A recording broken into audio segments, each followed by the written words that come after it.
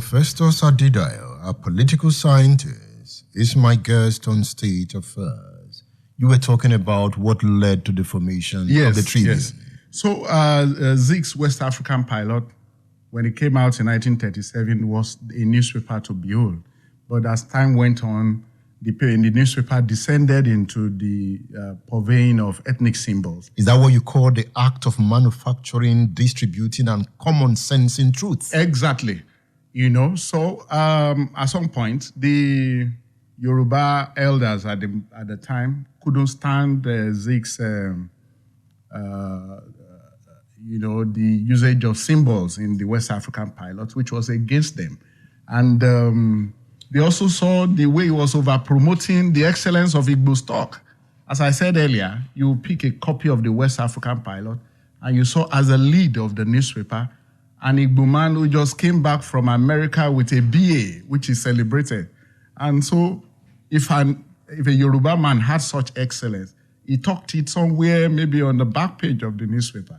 And so the Yoruba elders didn't like it, coupled with the fact that at the establishment of the Egbe Omo Odudua, Azikiwe felt threatened, and he wrote an editorial in the West African Pilot of September 8, 1948, which he said, inside, let me just quote him a little bit, he said, henceforth, the battle against the Egbe Omo Odudua and his leaders, up hill and down dale, must be done immediately.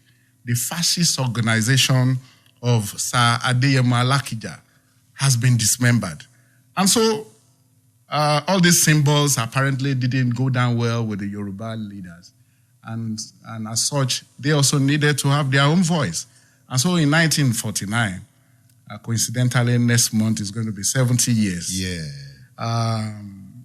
It was decided that the Tribune should be funded. And you had people, of course, Chief Obafemi Awolowo spearheaded it. He had friends all over. I mean, the Oni of Ife at the time and so many others came together to fund the Tribune.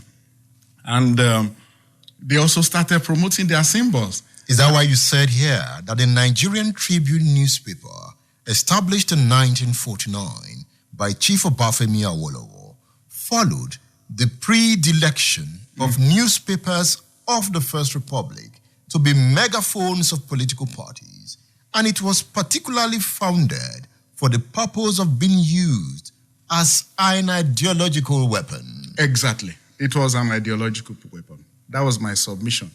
Don't forget that I researched the Tribune from its establishment in 1949 to 1993. I even did a post-Awolowo examination of the Tribune. And what I found out was that it was a media institution that was established to construct reality, in accordance with the ideological positions of its founders. And if you see all the wars that were fought at the time the Tribune was there, fighting those ideological wars with the founder of the Tribune.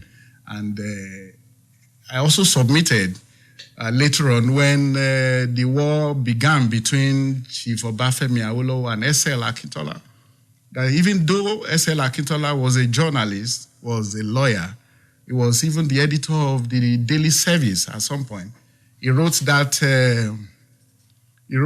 editorial, I've forgotten the title now, attacking Nnamdi Azikiwe, that he called, I think something Deleuze. Something Deleuze, I've forgotten how he put it. He was a fierce writer.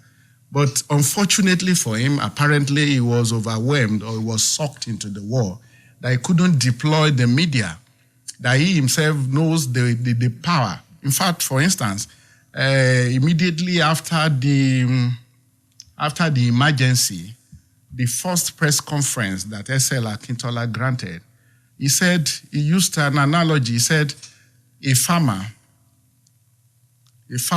could not affect the lives of more than 35 people, but that a media man, a journalist, could send messages to over 1 million people. But unfortunately for him, he went into that war, the war between him and Awolowo, without a media weapon. How did he even lose the Daily Service? Yes, by the time he went into full-time politics, he had to resign from the daily service as editor. And by the time that war started, that newspaper was being edited by Lateef Jakonde, who was a staunch woman. Jakonde never liked Akintola? Of course, there was no way he could like Akintola. And to worsen it, his student, Akintola's student at the Baptist Academy, that is BC Onabanjo, was also editing, I've forgotten the name of the second newspaper now, major newspapers, apart from the Tribune and Iroyin Yoruba, which were used to wage the war against him. So by the time he established a Rawowuro newspaper, and there was another one, and the sketch in 1964, the war had been won and lost. Let's look at what he said. Yes. In your thesis, he said SLA Akintola did not have any newspaper support to back him in 1962. Exactly. When he went to war against Awo. Exactly. He may have been a veteran journalist, but the Daily Service was now a weekly magazine. Exactly. And was for him, it was being edited by L.K. Jakonde, one of the group whom SLA so much disliked. Yes, yes. It continues. The other newspaper sympathetic to the AG and his government of the West was the very popular Daily Express. But the editor-in-chief was BC Onabanjo, who had never liked SLA. Yes. In addition, the financial backer of that paper was Chief S.O. Shonibare, Yes. whom SLA was planning to put into trouble with Awo. Exactly. In Ibadan, there were 3 newspapers, Southern Nigeria Defender, Yes. which was as good as dead, Yes. and the Nigerian Tribune and Iroyin Yoruba, which were Awo's newspapers. When SLA and his group started Morning Star and Imole Owuro in 1963 for NNDP purposes, it was too late, and his new government newspaper, Daily Sketch, which started publishing in 1965, could not help him much. Exactly. That was exactly what happened at the time. Was the press responsible for what happened to Akintola? In fact, some analysts have said that the Nigerian press of the First Republic should be held responsible for the crisis of the Nigerian state at the moment, because they in a way escalated the crisis. You had so many sensational reports. If Akintola sneezed in 1964, Sketch was going to report it positively. When Awolowo was in prison, the Tribune and the newspapers that were, loyal to the action group of the time, literally painted Awolowo as a saint, as an icon. Was Awolowo not a saint? Yeah, he was an icon, but not a saint. I don't think so. He was a human being. And so, and they, in a way, demolished SL Akintola in a very devastating manner. Demolished? They demolished him in a devastating way that you would think that Akintola was just a heap of rubbish. But that was a brilliant man. That was an icon of the Yoruba nation. I wonder if we had an association of SL Akintola and Awolowo, if the West would not have grown far more than it is at the moment. Look at how the Tribune described Akintola in some few words. Hybrid opportunist. The Tribune called him worst fascist Nigeria has ever produced. The Tribune called him a shameless liar. The Tribune called him a vile tribal campaigner. No, it was horrible. But he knew the war he was going into. Yeah, that's still what I really can't explain now. Because if he knew, apparently he didn't plan for that war. And by the time the war came, he was overwhelmed. But, Awolowo was a long-distance runner. And he knew ab initio the importance of the weaponry of the newspaper press. And he deployed it actively, so much that till today, many of the developmental projects that SL Akintola got for the Western region, nobody attributes them to him any longer. In fact, they say that it was Awolowo who constructed those things. Is that the power of media? It's the power of the media, because the average man, don't forget that there was an acute illiteracy even at that time. What people read or they read to them became the gospel truth.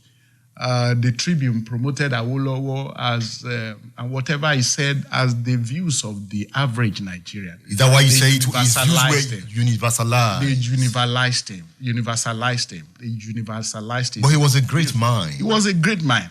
But you see, the way he was, of course, he also had his drawbacks like every human being. But you never saw his drawbacks in the media of the time. And that was, from my analysis, was like a hegemonist portrayal of the rules of Chief Obafemi Awolowo, and conversely, to dismantle whatever SL Akintola stood for. And SL became premier in 1959. Between 1959, before the crisis started, go and read the Tribune. He was the best man ever. S.A. Akintola, from the portrayal in the Tribune, in the daily service, he was the best man ever. Brilliant orator. He was a great administrator.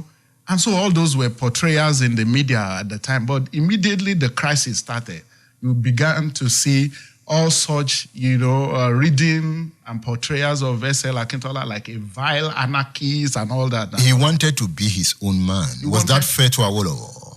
You see, it depends on wherever you were looking at it from.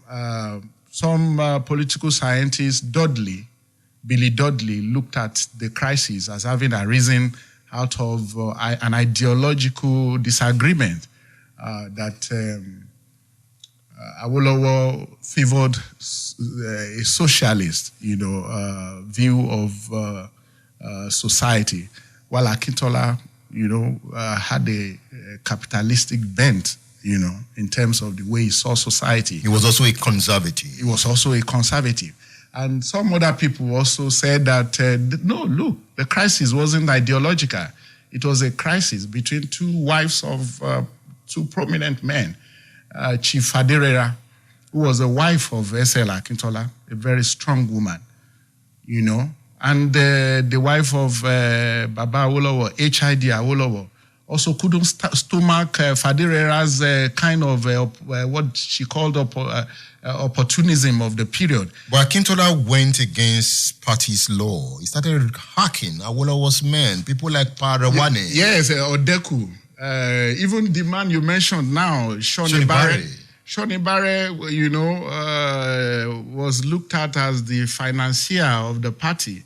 But, when the crisis started and the Coca inquiry began, according to Akintola, they began to see Shoni Barre from another light. They said whenever Shoni Barre entered the government house, all of them would stand up because they felt he was the financier. But from the Coca inquiry, they began to see that Shoni Barre was actually, it was allegedly the Western region money that was diverted to Shoni Barre's pockets, with which he was funding the party. So, but I think the crisis essentially was the two elders, the two leaders didn't really understand what role they were to play. Don't forget that in 1959, when Awolowo said he had told God and man that he wasn't going to go back and do a second term, and he needed to go to the federal, and having lost, he became a leader of the opposition. And when he became leader of the opposition, some like one Okunowo who really attacked Awolowo, the Ijebu man who said Awolowo had gone senile. That he warned him. That he warned him not to go to the federal. People, but the man said he had spoken with his God and with men that he wasn't going to go back. And he wasn't going to choose Akintola as his successor. He wanted Rotimi Williams. He wanted either Rotimi Williams. Some people said he wanted, some people even said he wanted Enauro. Yeah. And all that. So, but people like Chief Eso Gbadamosi, who were very close to Awolowo, had to prevail over him to pick S.L. Akintola. But Awolowo said it ab initio that when he saw S.L. Akintola, he saw a potential traitor. First and foremost, S.L. Akintola spoke Hausa fluently. He was an orator, far more oratorical than even Papa Obafemi Awolowo. Don't forget all his sayings those days when there was a crisis at the University of Lagos between Professor Saburi Biobaku and Professor Eninjoku. And he said, look, Anika fun yin leni tí ò bá kú, ẹlẹ́ni tí ń jòkú gan lẹ́fẹ́. Meaning that we wanted to give you Professor Sabiru Biobaku, whom, if you translate his name, somebody who doesn't want to die. And then you said you wanted Professor Eninjoku, who wants to hit the dead. You know, he was a polyglot. He was a very deep man. We'll talk more after this break. The program is State Affairs. Dr. Festus Adedayo is my guest.